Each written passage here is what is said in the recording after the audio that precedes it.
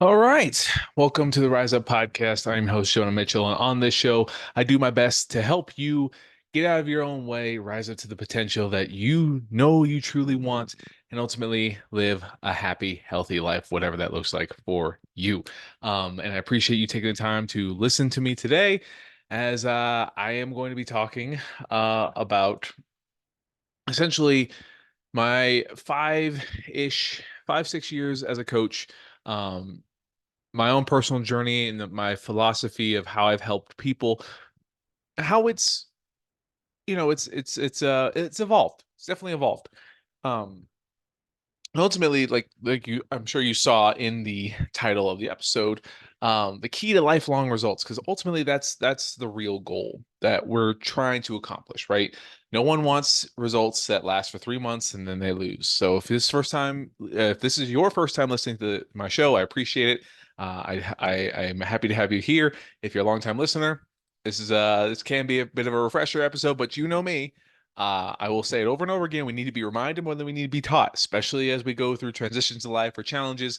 Especially when we go through challenges, it's easy to forget the things that ultimately will keep us, get us where we want to go and keep us there. So, um, as I was saying, the evolution of my perspective on coaching and really the evolution that I had to go through as I was pursuing my own health and wellness goals. I wanted to talk about like the things I have learned to ultimately build a lot of confidence in my process that gives me a lot of my process that makes me believe no matter where I am at, no matter what I got going on, I can sustain or maintain certain levels of results. I've worked with many people, ranges from teenagers, even little kids, all the way up to 80-year-olds. I've seen a wide spectrum of people, and all coming from different places, different struggles, just different lifestyles that have different limiting factors to what people think they need to do to see results. But ultimately, the process to creating lifelong sustainability comes from what I've learned and how I've had to evolve and adapt the lessons I've learned to the person that's in front of me. So I want to give you a framework, 3 steps, and many of my episodes are taking pieces from each of these steps and then giving you the deep dive. I want to give you the overarching framework that will ultimately give you the ability to understand what you need to focus on, where you're at right now, and how to navigate towards your goal. So, bit of an overview, or just want to give you that overview. And we're going to talk about the 3 things you need to master in order to create lifelong results. And those 3 things are mastering yourself, mastering your systems, then you master sustainability. All right. So if you want to fast forward or you want to bounce between, that's kind of the overarching layout of this episode. So let's first start by mastering yourself. I talk a lot about this. If you've listened to my show before, I talk a lot about understanding your brain, your thoughts, your beliefs, and either deciding if those decisions, those actions are aligned or misaligned with the things that you say you want. Right. So I'm not saying that to get to where you want to go, you have to completely like be perfect. You have to never mess up again. You can't that you have to get rid of all your quote unquote bad behaviors, bad habits. I want you to just master yourself through understanding, right? Understanding what really challenges you, what sends you on the path, or what sends you down the path that makes it hard for you to show up for the reasons that you say you want. If you want to lose weight, if you want to look a certain way, or whatever the goal that you say you want is, but your actions tell you a different thing, this is this is what most people skip over. They do not address the understanding. They don't understand themselves. They avoid the internal work because it's hard. It's not easy to do it. I mean, that's why I so I struggled. I still can struggle in many aspects of my life. Ultimately, when we learn to look inward first, and I'm not saying that you can't achieve results without this. I'm just saying if you want to create lifelong results, you need to look inward as well as focusing on the external. And how you start that is through clarity. Clarity, the vision of what's on the other side. Why does this even matter?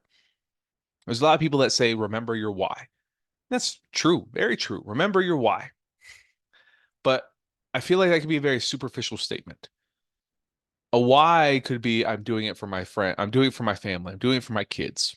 That's a powerful why. But that's surface level. Go deeper. Why would you be doing this for your kids? And the way you go deeper, this is very difficult, you keep asking yourself why. Why does doing this for your kids matter? Why do you want to be around and live a happy, healthy lifestyle for as long as you can?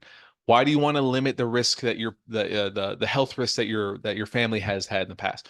Why? Why is that important to you?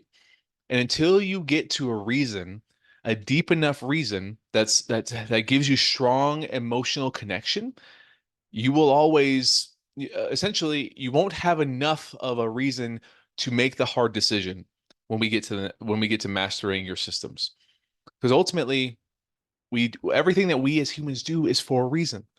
And oftentimes, when we say we want something and we behave in a different way, whatever that outcome of that negative or bad, quote unquote, bad behavior was, um, whatever you got out of that bad behavior outweighed. You saw your subconscious or your conscious, your current consciousness saw that activity or that behavior as more important than the reason you say you want to make change. Change does not happen until the pain of staying the same outweighs the pain of change. Change doesn't happen until the pain of staying the same outweighs the pain of change. And to give you a little personal anecdote, maybe one that's not necessarily around, well, I'll give you one around my own fitness journey and one around my relationship, my personal relationship. So my own fitness, the pain of me constantly feeling uncomfortable and lack of confidence in my ability to, or lack of confidence in my own skin. I didn't feel comfortable taking my shirt off, didn't feel confident in what I look like. I was tired of it. I was exhausted. And I lacked a lot of confidence, not just physically. I lacked a lot of confidence internally. I didn't feel like I could show up in a room and actually stand out and be myself. And my solution was to change how my body looked. So I learned everything I needed to in order to know what it took to change my body. I learned everything I could about nutrition. I learned everything I could about fitness. Didn't touch mindset. That's for later. But the pain of me not feeling comfortable in my skin, not wanting to take my shirt off in front of my wife, um, even though she said I wouldn't, I never had to do that. But like in the back of my mind, I wasn't comfortable doing that. I wanted the lights off every time I had to get ready for bed. It was weird. But ultimately, that pain made me take different actions. And I was successful. I created a physical result that I was proud of, but it didn't fix everything. I still lacked confidence. I had lost 40 pounds and got down to 8% body fat, and I still thought I was too fat. Still lacked a little bit of confidence. And that, even though the pain of change was not as difficult as the pain of staying the same, I had a new pain now. And that's what made me have to go down this route of what I'm explaining to you today, explaining the why. Why do I lack the confidence, right? So the pain, that pain I was experiencing made me think if I could see my abs, if I could feel like I walk around shirtless and have as much definition, like I wouldn't have to flex for you to see my muscles. That's what I was envisioning. That's what I wanted. I created that because, and I changed my behaviors. I used all the knowledge that I had in order to create that result. I also don't have kids. It was during COVID, so I didn't have an active job at the time. I was working on the process of building my online business, why I'm here today doing this podcast. So ultimately, like I didn't have as many responsibilities and I could focus and allocate all my resources to create massive change in a short amount of time. But it didn't fix it. Didn't fix it. And I needed to understand why it didn't fix it. Right. So now that's my fitness related one. Now I'm going to jump to my relationship. My relationship, I used to be a very narcissistic and very unsympathetic or unempathetic person, especially when it came to my partnership, my relationship with my wife. I was the type of person that always thought that their problems are not my problems. If they have a problem, that's something they need to deal with, especially if the problem is with my behaviors. I'm not doing anything wrong, quote unquote, was my belief. I'm not cheating, even if I am talking to multiple people in my phone and I'm hiding my phone. I'm not cheating on you. I'm not doing anything wrong, blah, blah, blah, right? Ultimately, that behavior was what I was given. I'm not proud of it. I'm not happy about it. But ultimately, I'm telling you this story because it applies to not only your health, it applies to, I mean, your relationships are part of your health as well.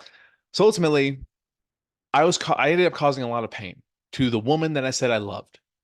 I told Hannah that I was going to marry her within the first month of us dating.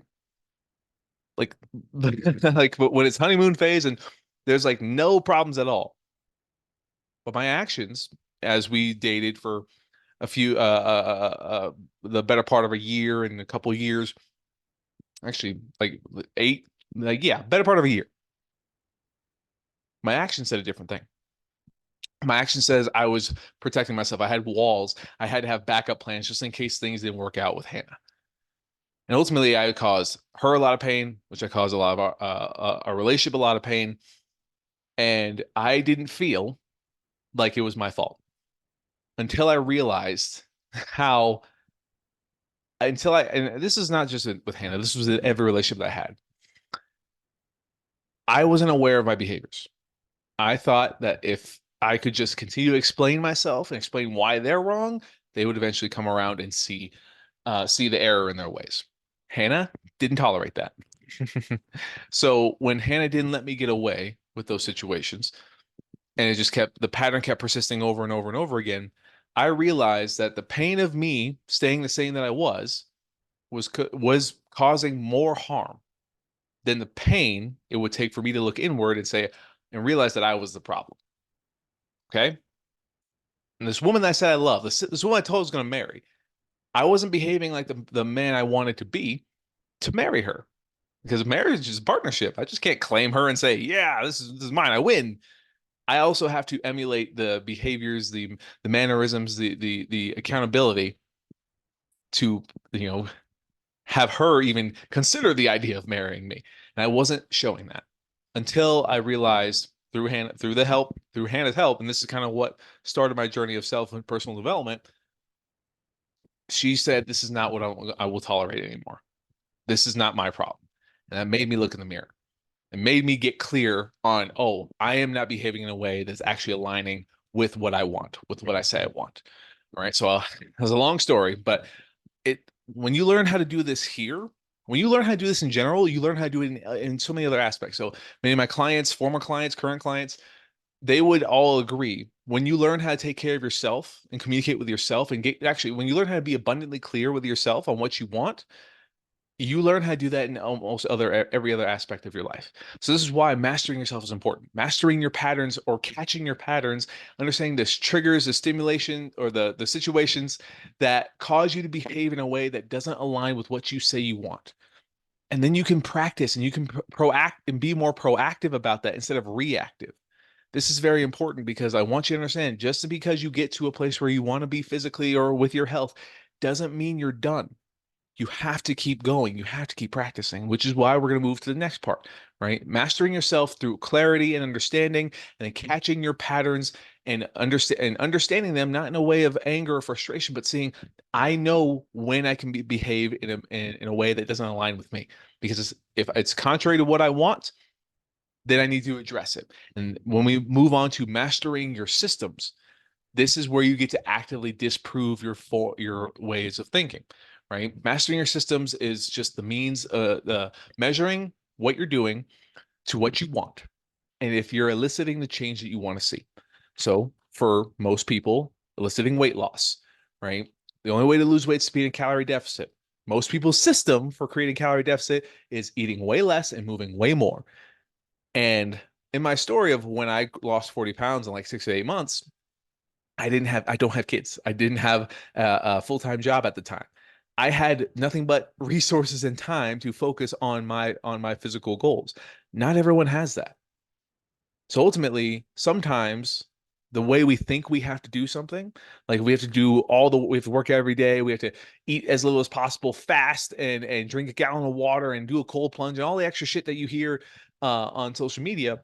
If you don't have if you're trying to implement that system in a life that may not be conducive, your life may not be conducive to those means, you're ultimately setting yourself up for failure, which was what will lead to you making misaligned choices or feel like you're making misaligned choices. You feel like, oh, my goals aren't that important to me. I should just do it. I should just be better. It's like, no, your system just sucks. Your system doesn't fit the nature of your life right now. It may have fit one time in your life, but it doesn't fit right now. That's not a reflection of you. The system just doesn't match the lifestyle. And so when we're clear on our patterns, we're clear on what we want. And if, again, using the example of weight loss, if we want to create a calorie deficit, there's multiple ways to create a calorie deficit that don't involve eating as little as possible. One of my favorite things is learning to eat as much as possible to lose weight. Eating as much voluminous foods. Volume foods are just high quality foods that are low in calorie, right? Fiber, protein, complex carbohydrates, fruits and veggies. These are foods that are deemed with the word healthy, but they're only considered healthy because they have extra things inside of them outside of just calories, right? Unhealthy foods, quote unquote, are just calorie dense. They don't have very many vitamins and minerals that actually help our body function better. So if we increase our protein intake, if we increase our fiber intake, um, that's where you'll feel like you're eating more food, but calorically, you'll be eating less. And so, for example, I haven't used this example in a long time, but like 4 ounces of sirloin steak is 210 calories. Cooked sirloin steak is 210 calories. Two Reese's peanut butter cups, my favorite candy. Ghirardelli, like caramel squares, they're getting a hell of a lot closer. It's like Reese's and then Ghirardelli squares, like they're like neck and neck.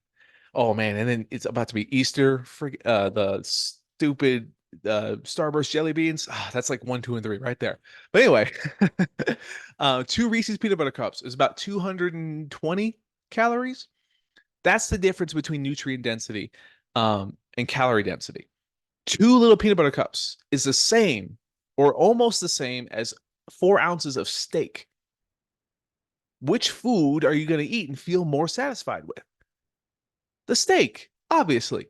Now, I'm saying that because if your diet is full of foods that are very calorie dense, like a lot of processed candies are, processed foods aren't inherently bad, but they're very easy to overconsume because they don't leave you feeling satisfied. So if you eat the steak, right, you'll probably feel a lot more satisfied than if you just eat the candy. And if you just eat the candy, you're probably going to keep eating more candy or keep snacking throughout the rest of the day because nothing is leaving you feeling satisfied as that steak could. Now it's not just steak, that's just the example I want you to use and understand the difference between calorie dense and nutrient dense, right?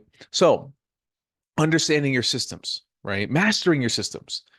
All you have to do is start with one area, right? I like to split up people's nutrition protocols into the different types of food, right? Protein, fruits, veggies, carbohydrates, and we want to prioritize the nutrient dense options of those. So the leaner like poultry and whitefish options and even leaner cuts of red meat, right? Those are the ones we want to prioritize because when we increase protein intake, we're going to increase satiety, we're going to increase fat loss effects of our body to improve body composition, right? It's not because you have to, but most people who have a weight loss goal or a body composition goal can benefit from increasing their protein intake, right? We focus on fiber through veggies and fruit because they're going to leave you feeling more satisfied. They're going to improve your digestion, reduce bloating, help you process and eliminate waste from your system so your body feels a lot better and continue to optimize and you improve energy, you improve other functions of your body, nutrient absorption so your energy improves, your performance improves. There's a lot of other reasons for it. Complex carbohydrates, any carbohydrate that comes from the ground helps one has lots of vitamins and has extra vitamins and minerals for hormone production, for energy creation, but ultimately cell health and cell energy and performance. So all these things, we split them up and we pick one. A lot of times I help my clients improve their systems by focusing on adding one veggie into their diet. That's it. They're always super confused. They're like, wait, what? That's all I gotta do is add one veggie? I'm like, yes, all you gotta do is add one veggie. Because my goal is not just to say this is all you can eat and this is all you can't eat. Stick on this side, because ultimately I want you to be in the frame of mind where we're trying to improve your systems. What can I do? What is everything that I can do in this process. And that's going to completely change your relationship with your system. Because if I just give you, hey, all I need you to do is add one veggie into your diet. Well, you'll be like, oh, that was easy. I did it. Well, what else can I add into my day? Maybe I can add 2 to 3 veggies. Maybe I could also go add a walk into my day.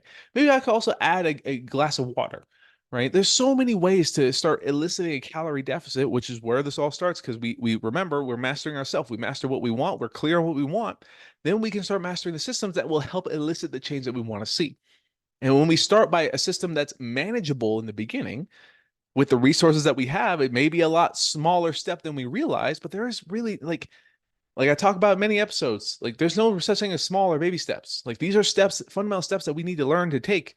Without them, this is why we don't create those lifelong results. So ultimately, I want you in the frame of mind of what you can do, because really, at a certain point, you'll be doing a lot more than you thought you could, and it won't feel like you have to do everything. You have to go balls to the wall. You're doing it at a pace that is manageable for the life that you have. And eventually you will be doing all the things that will be ideal for your specific goals. But again, it just be maybe at a different pace than you had initially thought. Not a bad thing. But this is why we first master yourself. Then we master the system. This we master yourself and we master the system. And I'm not saying that you can't actively pursue your weight loss goals until you get everything going on in your head more squared away. I want you to understand like you can do both. And oftentimes you need to do both. Like I don't want you to outthink. I don't want you to just think about your problems. I don't want you to outthink your problems. I want you to do something about the problems that you face. I want you to prove those problems wrong. And that's what's far more impactful than just, than just being aware. Like I'm big, I'm going down a different rabbit hole before I jump into three, but I'm a big advocate for therapy. I think everyone should go to therapy. Because people need to learn how to talk about what goes on in their head. But I think a lot of people get stuck in the patterns of therapy of just talking or thinking about it, right? Like it's the action taking afterwards that allows the actual change and rewiring of old patterns. This is where we go. This is why we're here, or this is why I teach the way that I teach. Because when we disprove an old way of thinking of misaligned behaviors, this is where we create that lifelong success. All right. So mastering yourself, mastering your systems. Mastering yourself just means being clear on what you want, identifying patterns and the situations that may have you behave in a way that doesn't align with your goals, where you say one thing, but you act in a different way. Mastering your systems is focusing on what you can do right now, right? That creates that change that you want to see, right? If I want to lose weight, I have to create a calorie deficit. How do I create a calorie deficit in a manageable way? I'm gonna start with one veggie, and if I can do one veggie, if I do one veggie this week, maybe I'll bump that up to 2 or 3. Maybe I'll make sure each of my meals has a protein in it. Maybe I'll make sure I have a glass of water with each of my meals, right? And eventually, we can progress that up to understanding, okay, how many calories am I eating? Like I've improved my portions, I've improved my quality of food. Now I can learn about my calories, right? This is the system. This is mastering your system. Just go at a pace that's necessary. Go at a pace that gives you the ability to be consistent, and then optimize from there. And that's where we lead to number 3, which is mastering sustainability. The 3 S's: self, systems, and sustainability. Sustainability is just the process of checks and balances. And if you're not familiar with that term or that terminology, checks and balances is just reviewing information. Actually, it's not checks and balances, is like a cost benefits analysis. That's what it is. It's my old business school coming back to haunt me, I guess. But a cost benefits analysis, simply put, it measures all the things that are costing us resources, to the things that we are gaining, the resources that we're gaining in this process. So if we're aware of what we want, we're abundantly clear on it, and we've improved our systems, and we like the change that we're seeing, or we're on the right path, right? It can mean that like the benefits of what you're currently doing outweigh the costs, right? Do you feel better? Do you feel like you're on the right path? Do you feel like you're actually getting towards your goals, right? Ultimately, mastering sustainability is learning to talk to yourself. The crazy people are the ones who don't talk to themselves rationally. Rationally. A lot of us talk to ourselves and we're very negative. We're very downtrodden. We tear ourselves down. And the reason I make this show is for those people who are very negative and tear themselves down.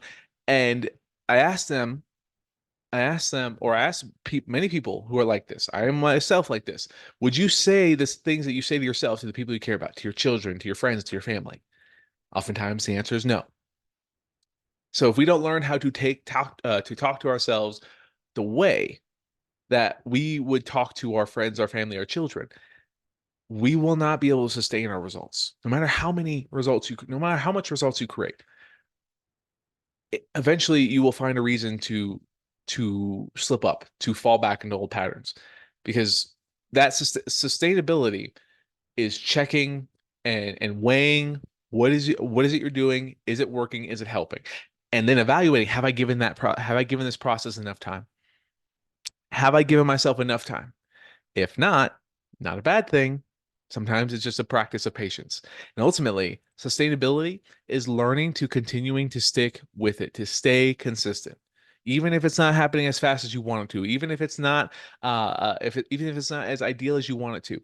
Ultimately, you have to keep going. And that's the hardest part about sustainability is after you learn a lot of the lessons and you're in your groove, it's just about keep going. It's just about keeping going, and it gets boring, it gets monotonous over and over and over again. And I'm not saying that you have to eat the same thing all the time, you have to do the same workouts all the time, but when you find the structure, that system that works for you, and you're able to stay consistent, and you're always able to remind yourself why this is important, even when it's hard, even when it's difficult, you show up for yourself no matter what. Like that's what sustainability is. And this system is cyclical. There's no end to this process, because there will be a time where you have to go back and master yourself again. Then you'll have to go and master and adjust your systems, and you'll be revisiting sustainability again. This is the way that I've had to.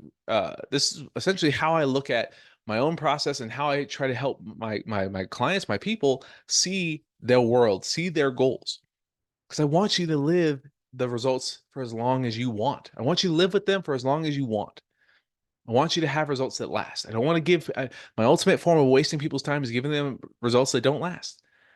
I can make anyone lose weight really fast. I can cut out your carbs. I can make you run every single day. But if you can't sustain that, I'm inherently wasting your time. And I don't want to waste your time.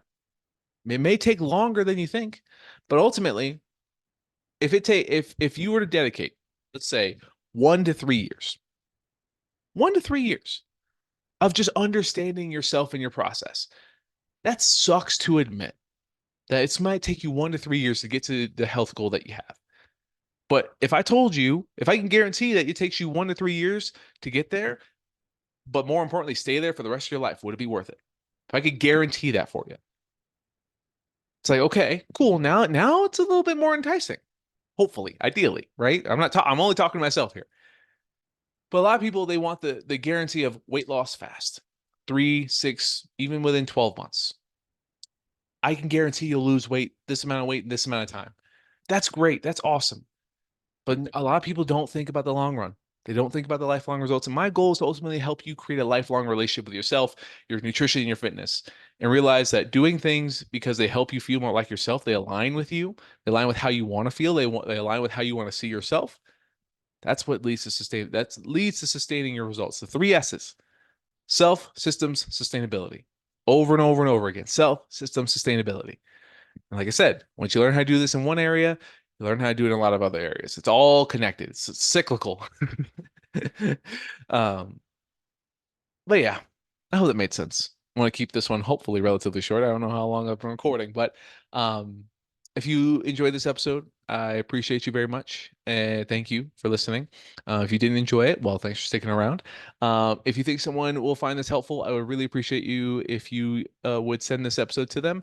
Um, I really just enjoy getting to help anyone wherever they're at. So even if I help you take a small step or in your process, that means the world to me.